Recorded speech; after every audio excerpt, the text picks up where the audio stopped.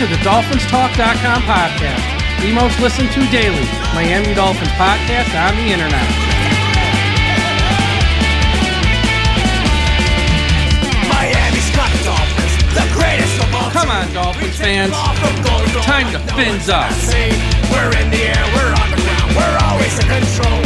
And when you say Miami, you're talking Super Bowl. Cause we're the Miami Dolphins, Miami Dolphins, Miami Dolphins number one.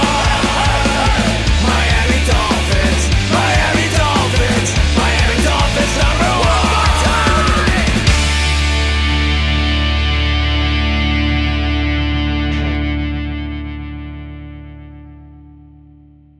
Hello, Miami Dolphins fans. How are you today? And thank you for listening to the DolphinsTalk.com podcast. I am your host, Mike Oliva. My guest, if you're watching on YouTube, you can see. If you're listening, he needs no introduction. Number 54, Zach Thomas. Zach, how you doing today? I'm doing good, man. Thanks for having me. Absolutely. And we got something exciting here to announce. Now that the news is out, week 11 this year, the Miami Dolphins are playing the Washington Commanders on November 16th in Madrid, Spain, the first ever NFL game in Madrid, Spain. And the folks at Big Game Travel have a package: flight, hotel, nonstop round-trip airfare, 4-star hotel, tickets to a game. They cover your breakfast. They'll send you on a trip to a winery. There's so many perks, but there's a happy hour hosted by Zach Thomas. There's a pep rally hosted by Zach Thomas. There's a tailgate party hosted by Zach Thomas. All the food and drinks, all inclusive for those three events. Zach, you're going to be there. This sounds really cool. Oh, it's going to be great, man. And what a matchup it's going to be. You know, the Commanders, couldn't be a better matchup with Jaden Daniels versus Tua. But also, you're going to go out there in Madrid. I love Madrid. Been there a few times. They got great food. The Spanish history that they got there. But we're going to mix in an NFL football game in Madrid, in Real Madrid Stadium there. But yeah, you know, it's not work for me to come out there and hang out, and have happy hour with the fans and it's fun. I'm getting paid for that. Are you kidding me? I mean, I just go out there to enjoy and watch our Dolphins and cheer for them. But it's definitely, like you said, go to biggametravel.com and they'll plan the perfect trip for you. I mean, it's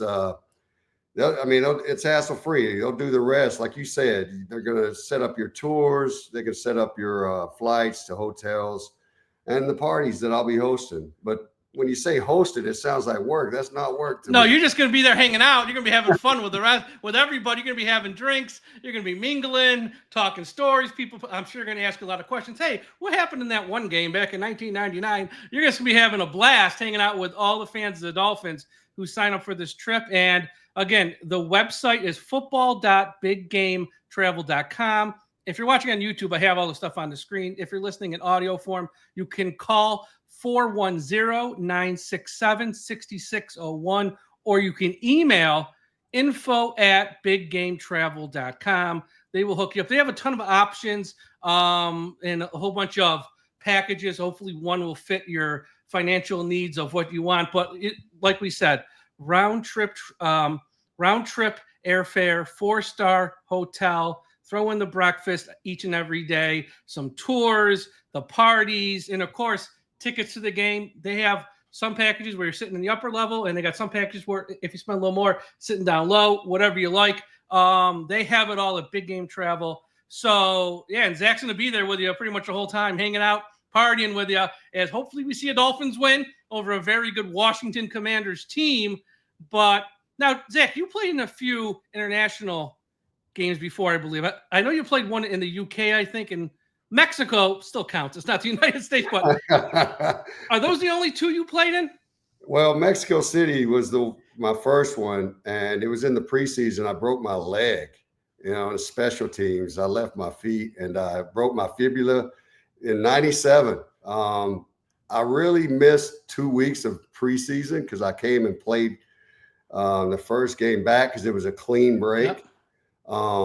But then I didn't make the trip to London, being that after we played the Patriots here at home, I was on the turnpike and some Patriot fans rear-ended me and it totaled my car and I got concussed again. How crazy is that? But that's crazy. Yeah, it was wild on the turnpike. Went to a standstill and then a pickup truck blast. South Florida traffic. Who would have guessed that?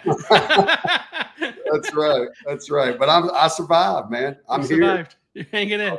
Yeah. So everyone, again, we will have all the stuff up on our website. I'll have all the links on my social media account. If you are interested, reach out to myself on social media. I will point you in the right way to put you in touch with everything. And yeah, Mike, I have a question for you. Is it a home game for us or not? It's a home game for Miami because now with advantage, man. We do, because now with the 17 weeks, some years you have 9 home games, some years you have 8 home games. So they like to make a team lose a home game. On a year they have 9, so they still have 8 technically. So it's a Miami home game, and we need the Miami as many fans of the Miami Dolphins there to outnumber the Washington Commander fans. That's why we're promoting this on the Miami Dolphins podcast, to reach straight out to Dolphins fans. Get everyone out there. Some questions for you, Zach. I mean, obviously you had a legendary career, 5th-round pick out of Texas Tech to the Pro Football Hall of Fame. I've had Mike Westhoff on this podcast many times, and I always say the greatest podcast guest that's ever been out there for football, as Mike is. He's great. And he talks about the time he went down to Texas Tech to scout you and all that stuff. And I've heard you talk about that some too. What was your first impression of Mike Westhoff when you met him, and your relationship with him still to this day? Well, when I first met him, I thought he was just cocky. I really thought and he had this confidence to him, and he went in when we met, and he didn't even work me out. He just went and threw on the tape. Okay. And he says, "Hey, what's the best game that you had this year?" And I told him, and then he says, "Well, what's the worst game?" And I told him, but that's the game we watched. He said the worst game, but I told him it was the second best game. Nice. I'm a little smarter than I look, so I kind of went with that. And he's like, "This is your worst game," and I'm like, "Yes, sir." But he really liked what he saw. He asked me about my testing and all that, and when he was writing down notes, he asked me how much I bench pressed 225. How many times, and I told him 20, but I saw him write down 24. And I wasn't going to correct him. No, that's a good mistake to make. But really, I think what it was he liked what he saw on film. And, he has a great story about it. And I'm sure I missed that. I got to go back. When did you talk to Mike? I will send you the links to it now. I spoke to him twice. I forget if it was the first interview or the second. And he shared that. I mean, he's got so many stories. He shared that story. Yes, he shared he's the best. Let me tell you. Best. I know he's been a special teams coach his whole career. He's a legend, but if he was a head coach, he would have been great as well. And that's one thing that if he had the talks before every game, and I was ready to run through a wall for this guy. And he's the guy that he got me there to the Dolphins to play special teams. And I come in to play special teams, then Jimmy liked what he saw. And then that's when Jimmy threw me in the lineup at linebacker. But he really brought me into special teams, and that's what, but I got to give Mike a lot of credit because I owe everything to him. Me and Larry Izzo, who he got out there as well. We always go fishing together on the West Coast where he's at, Sanibel, and we exaggerate those stories, but we owe him a boat. I promise you that. That guy. Yeah. He's the best. And he actually said on one of the shows, he felt after Shula, he should have been named the head coach. And then he goes, and then after Jimmy, I should have been named the head coach too. I'm like, if he really feels that. And you know what? He probably would have been a great head coach. I know they always like to hire like an offensive coordinator or someone from the other side of the ball in defense, special teams coordinator. It's happened rarely, but really, if he should have gotten a chance, if not in Miami, somewhere else, I think he would have been fantastic, obviously. Texas Tech, when you played, there was no such thing as NIL. What would have been like if there was NIL when you were at Texas Tech? Because You are a very good linebacker at Texas Tech. People think, picked in round 5. There are various reasons for that. But at Texas Tech, you were the guy. Man, how much would you have loved to play in an NIL era? You know what? I wouldn't have liked it. You know what I'm saying? Really? I stayed motivated to make the pros. I'm happy for them right now. Yeah. Getting money and all that, because I was always broke. I was asking my mom, dad for money, even though I was on scholarship. But I went to Texas Tech as a fullback, and that's why I got the number 35. And they put me behind Bam Morris, and he was only a sophomore, and I think he got the Doak Walker Award like one of the years. And I was like, man, I'm not backing this guy for 3 years. And so I pretty much switched to the defensive side of the ball and then started, and it went from there. But that's crazy. And even that first, it was so pivotal of that choice right there. I wouldn't be sitting here today as a fullback coming out. I promise you that. And it's crazy how everything has to align right, like from the right coaches to the right system to the right timing, injuries, bad decisions that I made, good decisions I made. I mean, even that year, my freshman year, I don't want to get too much in depth. I don't know how much time you got, Mike. I got all the time in the world. Okay, but I got put on probation after the first semester. Coming from a small town, I get to Lubbock, Texas, and I'm thinking it's a big city. And I had a little bit of fun, especially getting playing time as a freshman. And I partied a little bit, and Spike Dykes was our head coach. Yes, legendary coach. Yeah, the best, man. He had the best talk with me. It was one of those that he sat me down and he read off my grade point average. It was a 1.6, nothing to brag about. And he says if you don't pass this semester, we're going to have to send you home.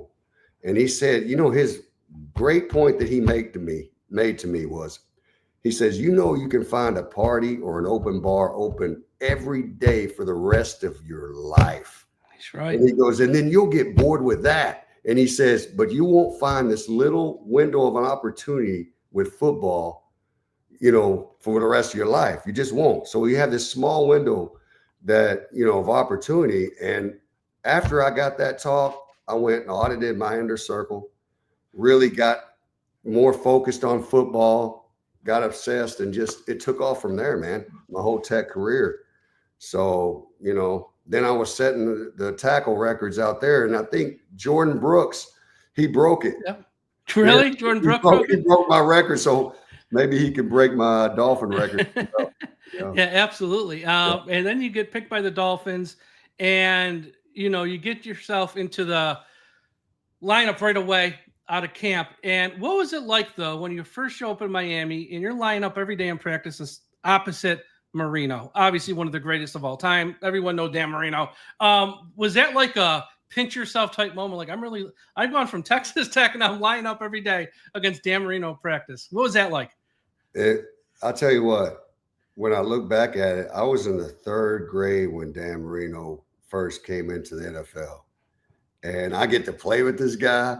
And I remember my first interception against Dan. I called my parents and told them. I'm serious. It was in practice. I was so happy, man. It counts. Yeah. But it was one of those. It definitely counts, man. That's a memory for a lifetime, because that's when you pitch yourself. But the thing is if you're in awe the whole time when you're going against these guys, they're going to send you back home on that plane. And I just was, I never took it for granted. And that was one thing I feel like I was constantly trying to learn. And that's when I've pretty much copied Trace Armstrong with everything he did, because I found a true vet like him to try to emulate. And I feel like that really helped me out, especially as a rookie, because, man, you don't know how to prepare as a rookie.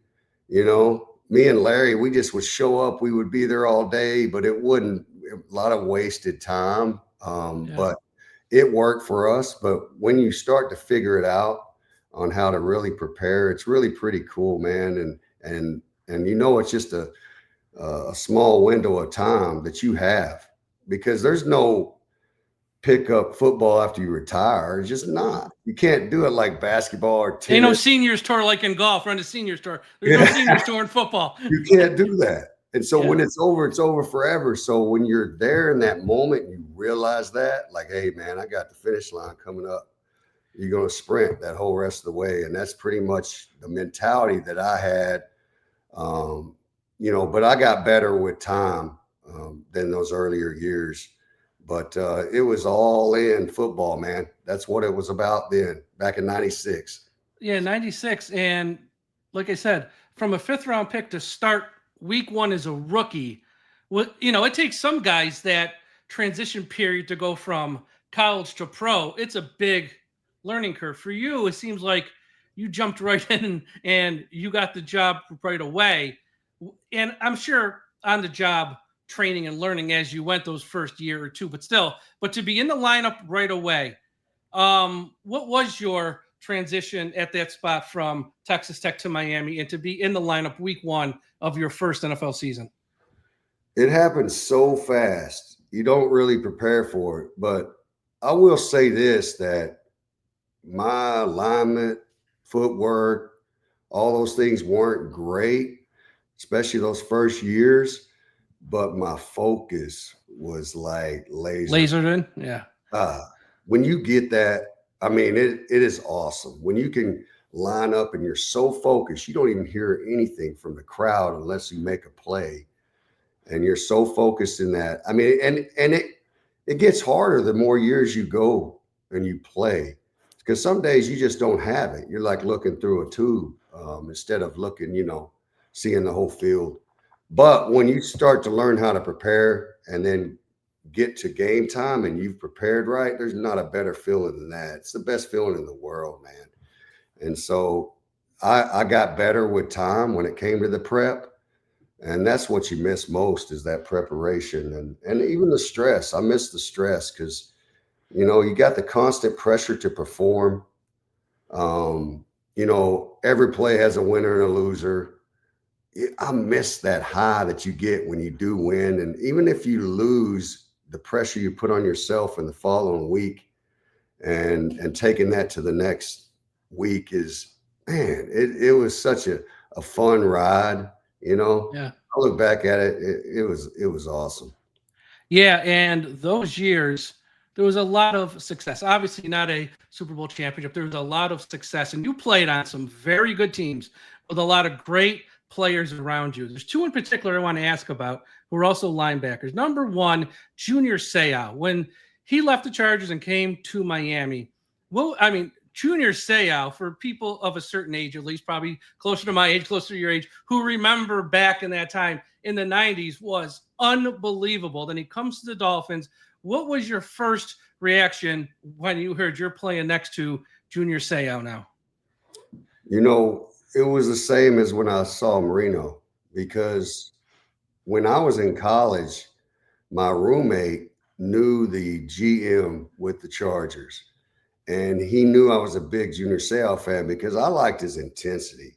Junior played downhill. He brought it every play. Yeah. Oh, and he made more things happen. And it didn't matter if he blitzed himself. Like, it would be times we would be lined up and it'd be a regular base defense, and then I'd hear baby or apple call. And, that's either he's running through the A gap or B gap to tell the D lineman to get out of the way.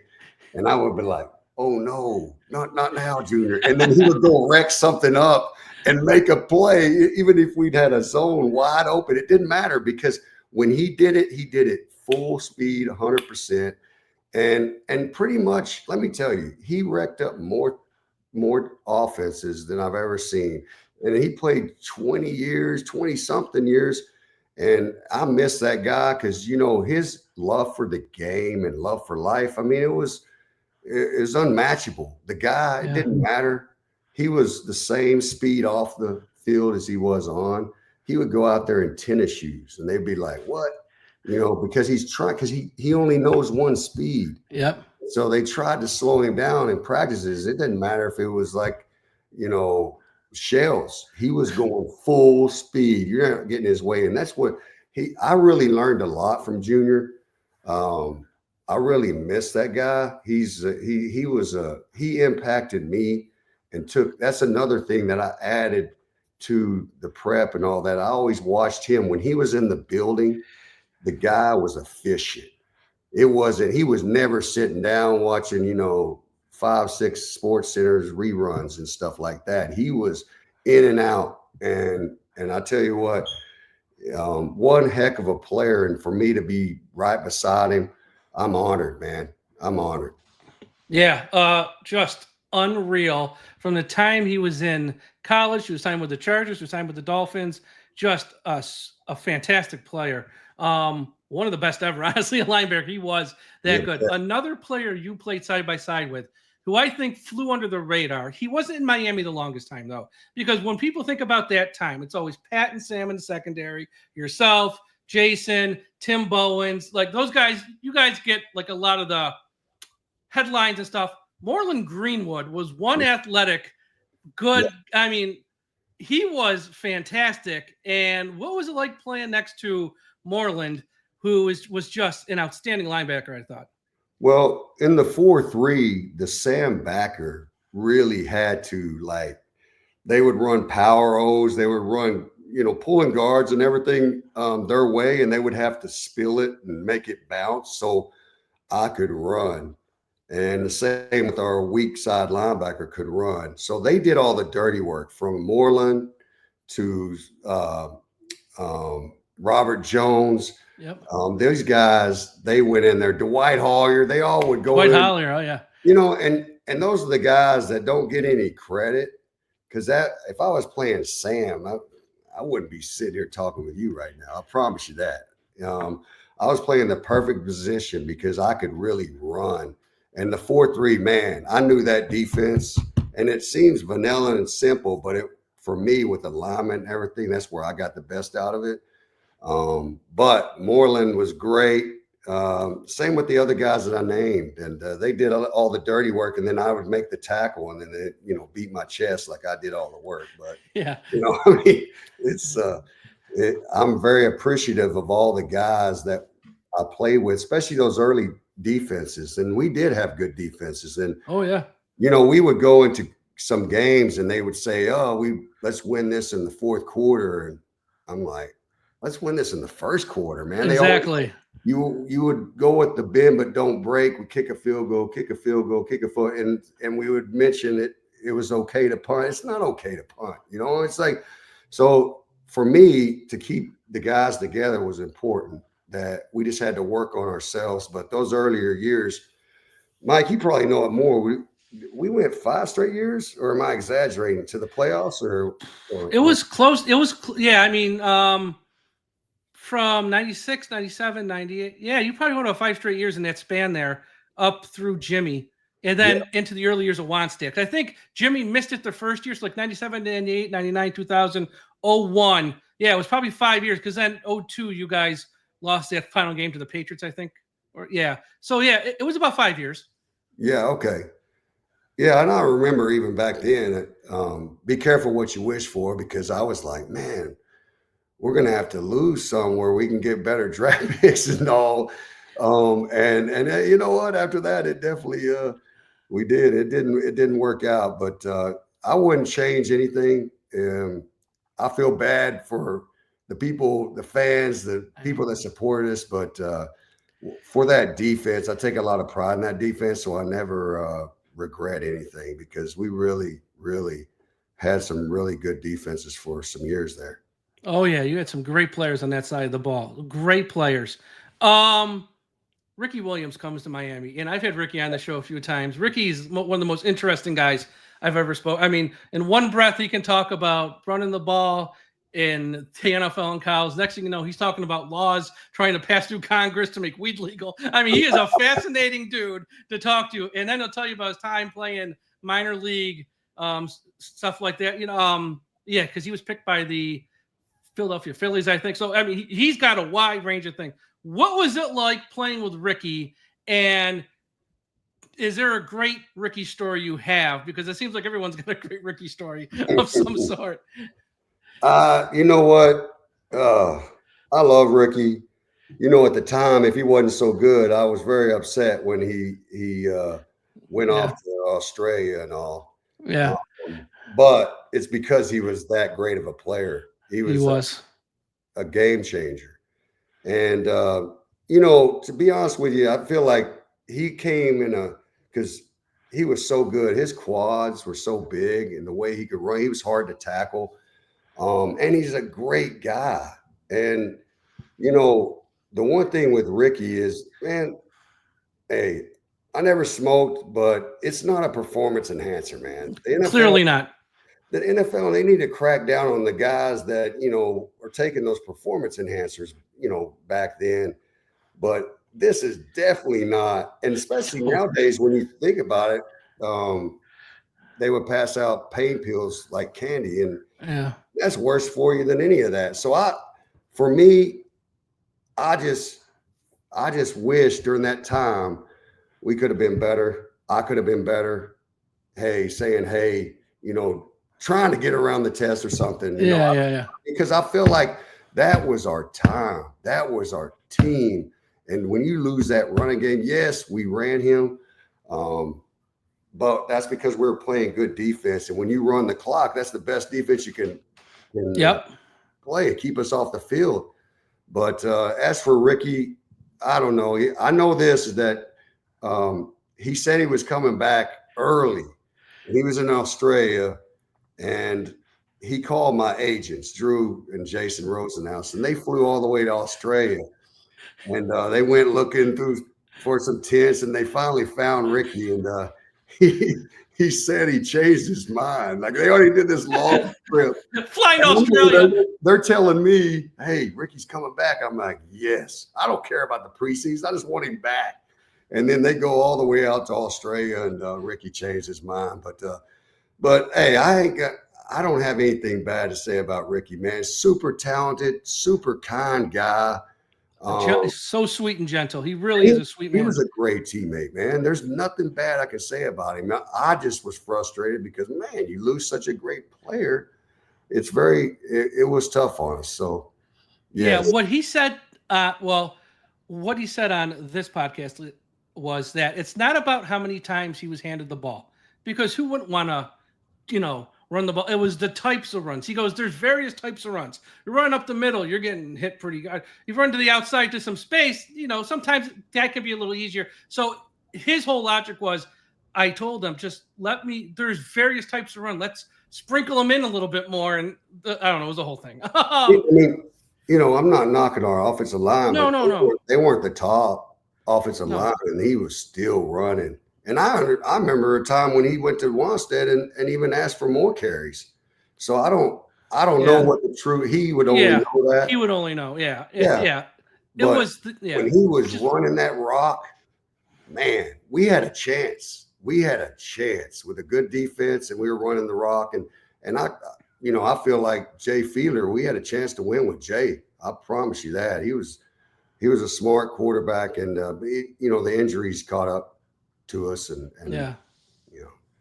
there's a game versus the Bears on Monday night where the Bears had no chance of tackling Ricky at all that night. I think he ran for like 220, 230. It was because I just saw like a few highlights that came not too long ago. I'm like, good God, the Bears didn't want nothing. They made a total decision. We can't bring him down after the first quarter. I'm not getting in his way. And they made a business decision. He was breaking some ankles out there. Oh my God! I remember seeing that against the Chargers. But also seeing Jets, he had one versus Jets where he went nuts too. Yeah. Oh man, it was good, man. But there's no hate on Ricky. I love that guy. No. I'm hoping he's doing well. I know he is. So he is. He has a company now called Heisman, H-I-G-H, where he sells his. That's why he comes out to promote it. It's called Heisman, not the same way that the trophy's spelled. Yeah, right. I go, that is the most brilliant marketing thing I've ever seen and heard of. You are a genius. I heard a rumor that you were almost once traded to the Packers. Is that true? No, that was true. That was true. Nick Saban, when his first year before, we might have went through an OTA or whatever. I just got wind of it because I knew everybody in that building. not just the players, the front office, The everybody. 'Cause staff, I've been yeah. there for Weight a room, long medical, the whole thing, yeah. decade. Yeah, and we were great friends. So I had one of them come to me and said, "Man, they're trying to trade you to Green Bay for Javon Walker." And so that's when I was like, "What?" And so they couldn't make it happen.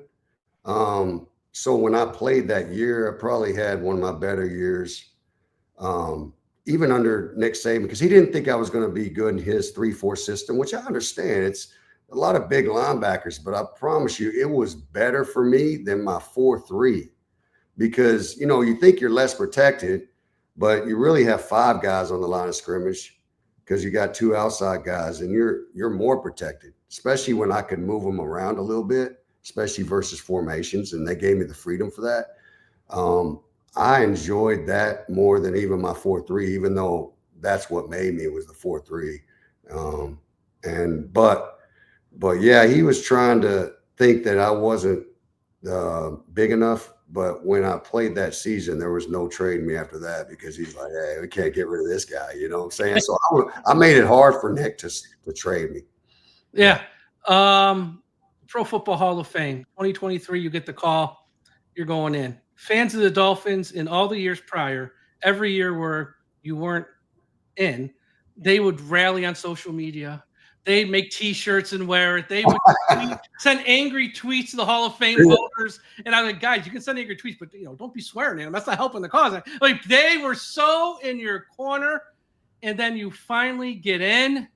Talk about your relationship with the fans of the Dolphins, the South Florida fans, because I always like to say, look, I'm going to be 48 in July. In the modern era, Marino, you, and Ricky are the most beloved 3 players of that window from like early 80s till now. Like you guys are the 3 most beloved players.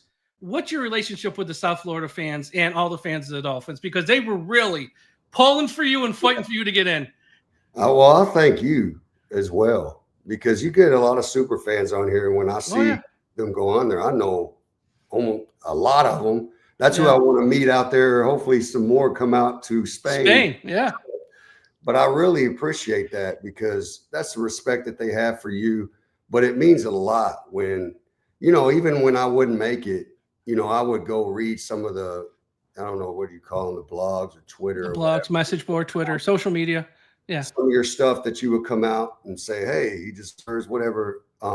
It would help my ego. But I wasn't losing any sleep over not making it because I knew it's a team game. You're only as good as what's around you. I didn't feel like I deserved whatever. None of that. But I would read some of it. And then there's always those ones that, is Zach Thomas a Hall of Famer? And there'll be a comment, nah, what the hell? Like, or somebody say Hall of Good, but I would go, there would be way more positive comments. But I tell you what, the best feeling in the world is making it. And then you can thank the fans, thank them, because you can thank them in person. You can thank your family in person.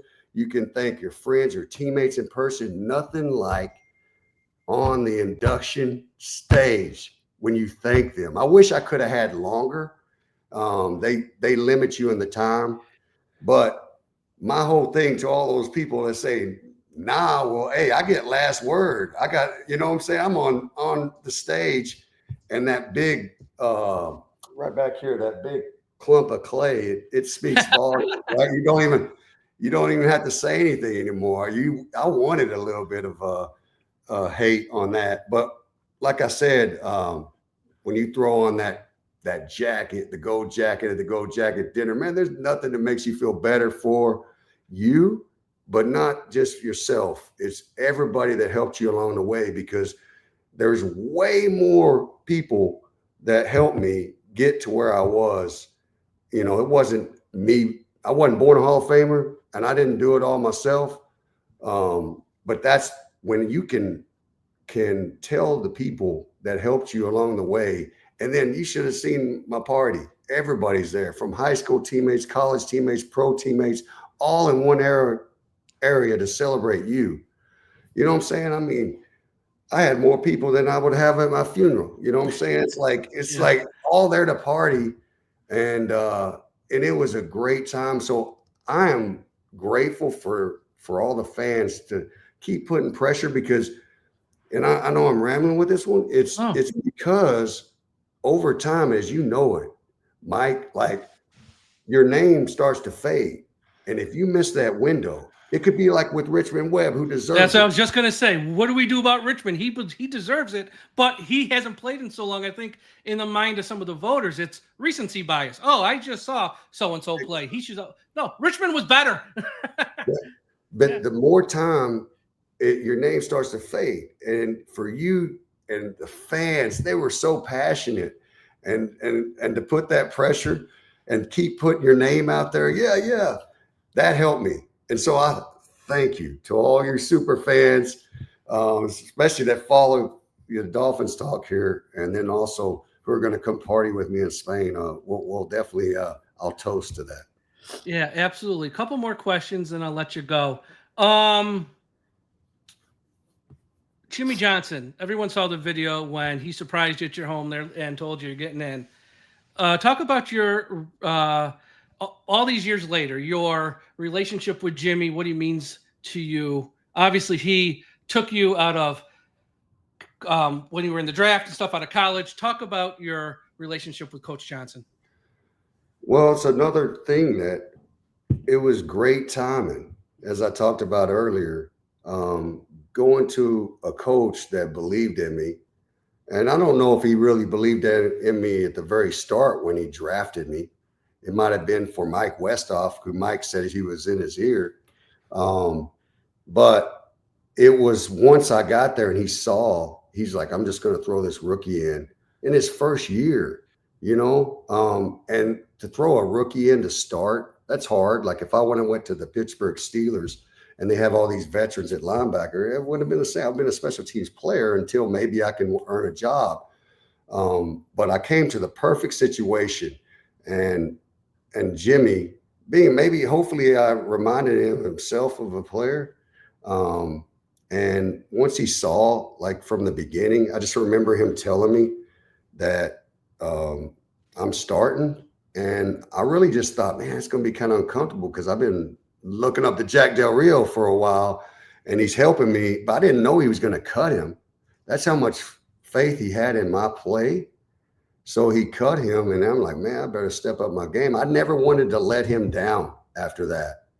And it was all because, everything wasn't just to let myself down. It was to let the people that believed in me, my fans and all that, and especially Jimmy, never wanted to let him down.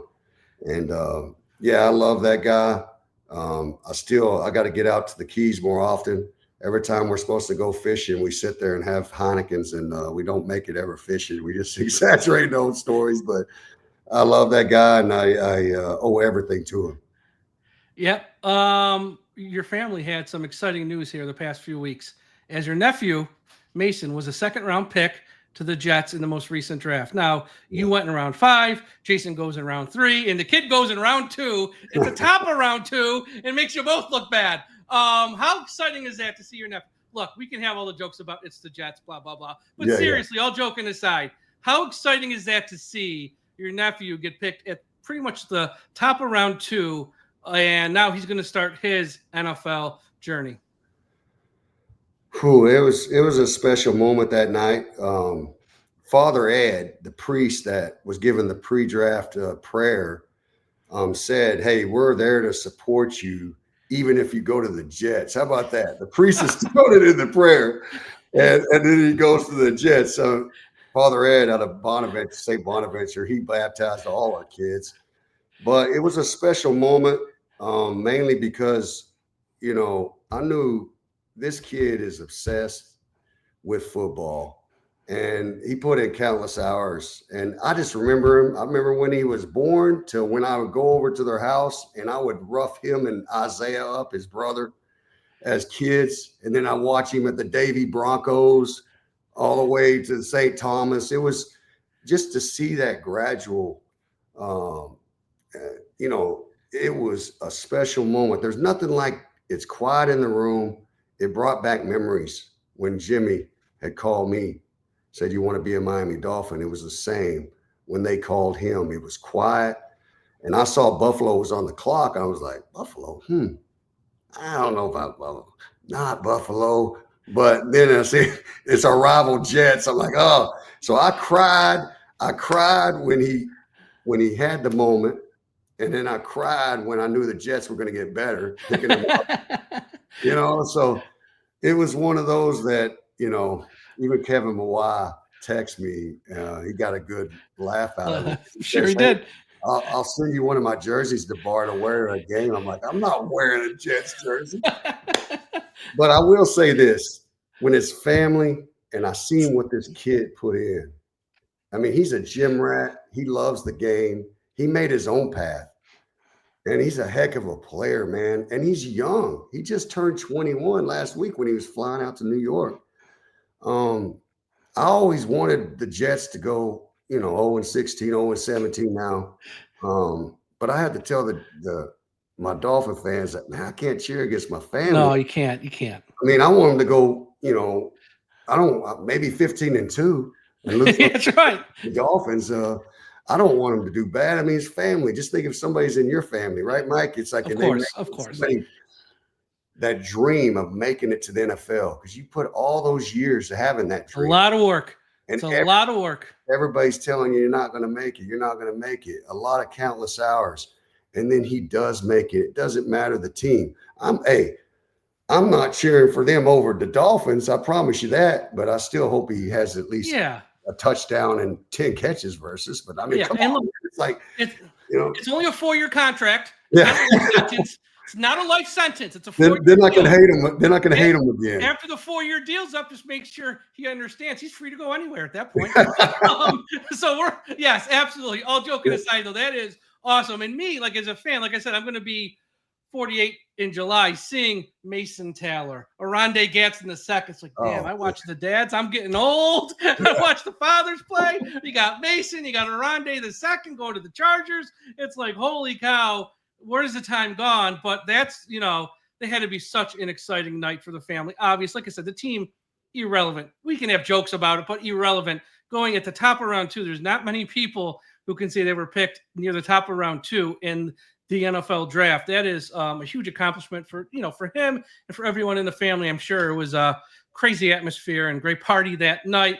But again, Madrid, Spain this year, November 16th, week 11, Washington Commanders, big game travel. Here's a website if you're watching on YouTube, football.biggametravel.com. And if you just want to reach out directly, you call 410-967-6601 or email info@biggametravel.com. Round trip airfare, 4-star property, game tickets, breakfast every day's on them, trips to wineries and various spots in Madrid. And of course, we got the happy hour. We got the pep rally. And we got the tailgate party where Zach Thomas is going to be there partying with you, drinking with you, having a fun time. Let's be honest. So tough. Heading out to Spain is fun. It's one of those places everyone wants to see, but you're also going for the game, and you're also going to hang out with Zach and have food with Zach and drinks with Zach and check all that stuff out. So again, we'll have the links up on our website. If you have any questions on social media, reach out to myself. I'll point you in the right area, and it's right here on the screen. If you're watching this on YouTube, of course, football.biggametravel.com and the email and phone. Zach, thanks so much for a few moments of your time. This was awesome. Have a blast in Spain when you go. It should be a fun time. Are you going to make it, Mike, or no? I'm going to see. I'm going to try. This would be one of the road games where I'd be look, I haven't been to Spain ever, so I'm going to see if I can go here. I got to see with some things going on outside here, like with the family and stuff. But yeah, I might see you there. I'll let you know if I do go. We need home field advantage, man. Especially we need a lot of Dolphins fans. Yeah, that's a good team we're playing Washington too. That's a good young quarterback, Jaden Daniels. But all right, everyone, thank you for listening, and we'll talk to you again after a while. Hey, everyone. Mike here from DolphinsTalk.com. Real quick, I just want to give a thank you for watching this video. Please be sure to smash that like button and subscribe to our channel. Also, just want to say thank you for all the support you provide us here at DolphinsTalk.com and have over the many years. We thank you. Thank you. Thank you. It's much appreciated. Without you, there would be no us. I know there are so many other podcast options out there these days, whether it's true crime, the NBA, Major League Baseball, news, politics, and of course, other Miami Dolphins podcasts as well. We really do appreciate you taking a few minutes out of your day each and every day to watch our stuff here at DolphinsTalk.com. Also, if you like this show and want more content from us, please be sure to sign up for Dolphins Talk Extra. Go to patreon.com/DolphinsTalk. We have a private message board where you can interact with only extra members and ourselves here, the staff at the website. We have extra podcasts about the Dolphins and also extra podcasts not about the Miami Dolphins. And we give away a ton of prizes. We have a ton of contests that are exclusive to Dolphins Talk Extra members. We give away autographs, memorabilia, jerseys, hats, all that fun stuff. So everyone, please be sure to go to patreon.com/DolphinsTalk. It's $3 a month. It's really cheap. You'll have a lot of fun. Trust me. But once again, thank you so much. Everyone have a great day.